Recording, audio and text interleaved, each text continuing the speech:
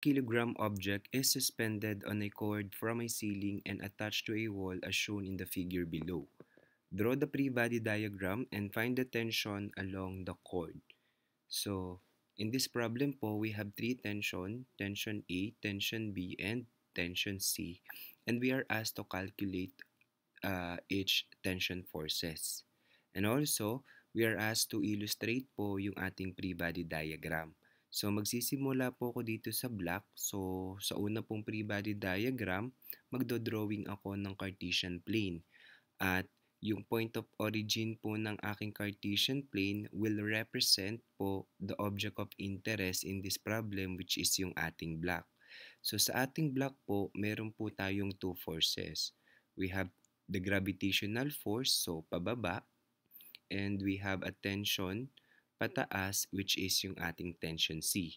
So, in this case, wala na pong other forces na meron doon sa block. So, let's calculate po yung ating tension C. So again, since the system is considered under equilibrium condition, particularly yung ating translational equilibrium, ibig sabihin ang net force natin along the vertical is equal to 0. So that is summation of forces f of y is equal to 0.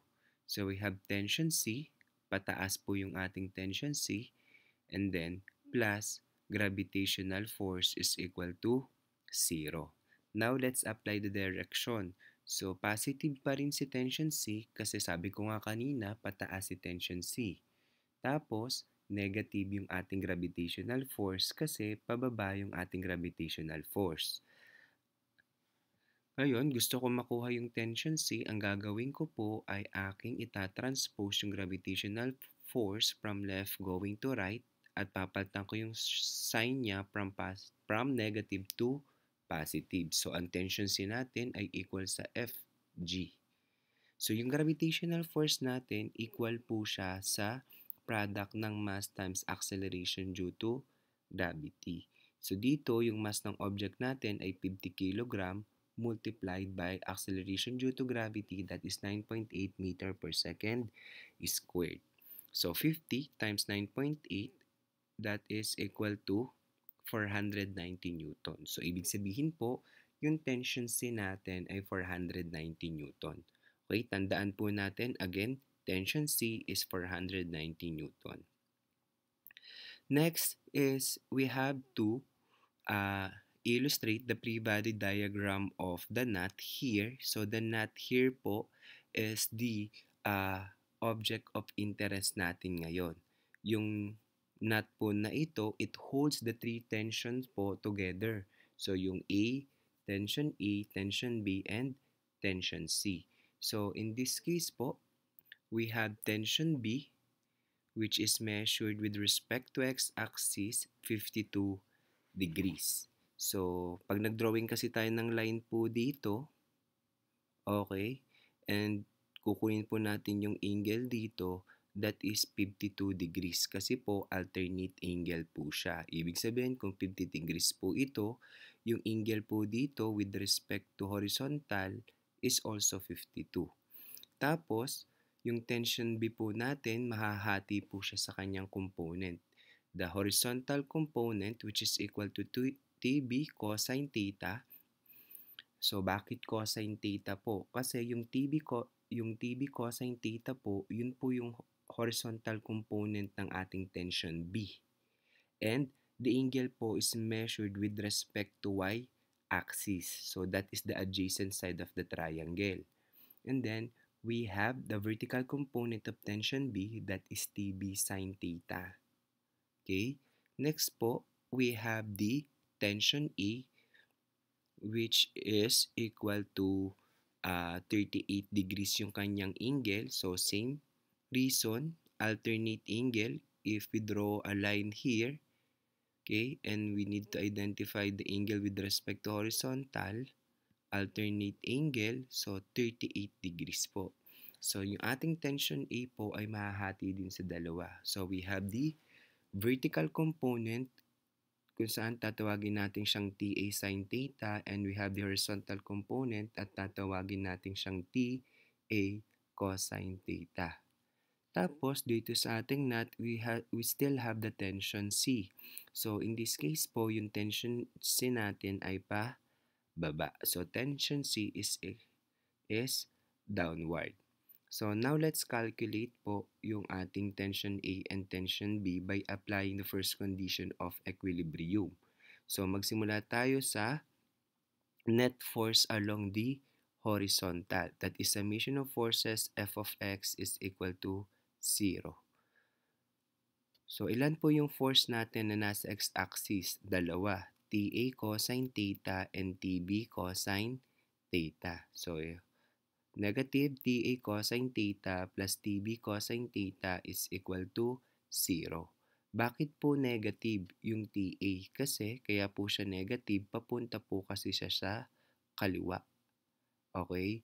So, ngayon, itatranspose ko po itong TA from left going to right. No? At gagawin ko po siyang positive.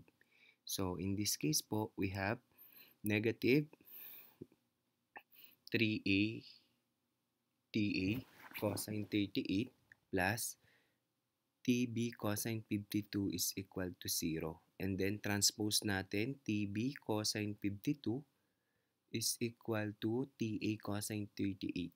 So, in this case po, ano yung una natin gustong kunin? So, ako, ang kukunin ko muna ay si tension A.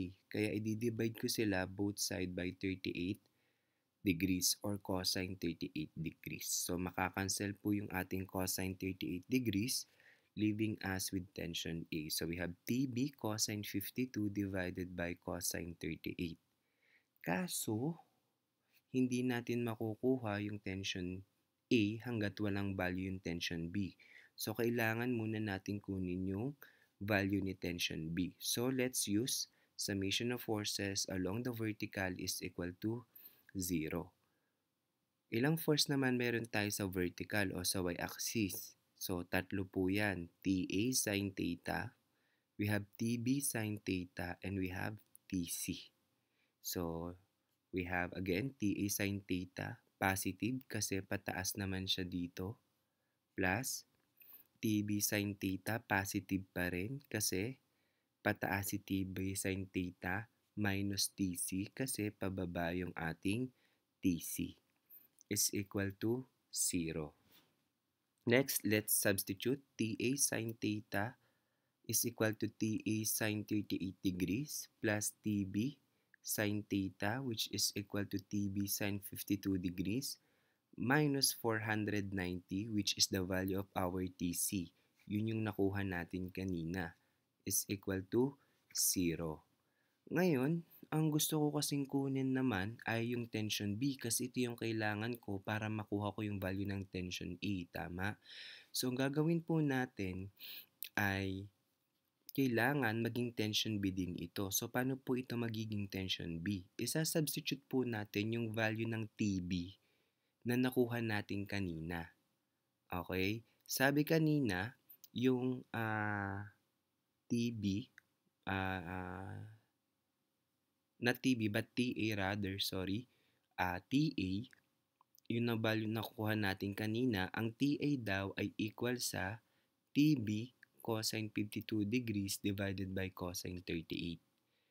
Okay? Ito yung nakuha natin kaninang value ni TA times sine 38 degrees plus TB sine 52 minus 490 is equal to 0.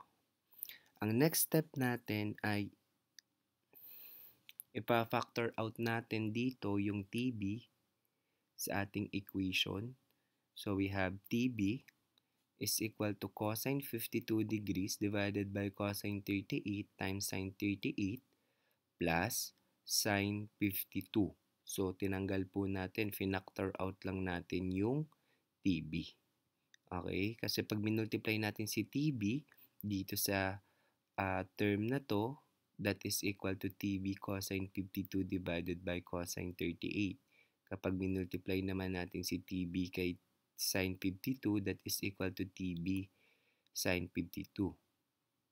equals 490. So, ang ginawa natin, tinranspose na po natin yung 490 from left going to right at binago natin yung sign niya, ginawa nating positive. Divide both side by cosine 52 degrees divided by cosine 38 times sine 38 plus sine 52 degrees. So, in this case, makakancel po yan at matitira po ay yung tension B. Ibig sabihin, yung tension B po natin ay equal sa 490 Newton divided by cosine 52 degrees divided by cosine 38 degrees times sine 38 plus sine 52. So, kapag kinalculate po natin yan, makukuha po natin ang value ng TB ay 386.13 Newton. Ngayon, dahil nakuha natin yung value ng ating tension B ay equal pala sa 386.13 Newton, pwede na nating balikan yung equation natin kanina ng tension A, no, para makuha na natin siya. So, ito po yun. Sabi, yung tension A daw ay equal sa TB cosine 52 divided by cosine 38. Kaya, isasubstitute lang natin yung nakuha nating value ng tension B kanina. And that is 386.13 Newton. Substitute natin yung value ng TB multiplied by cosine 52 divided by cosine 38. So, ang value po ng ating tension A ay equal sa 301.68 Newton.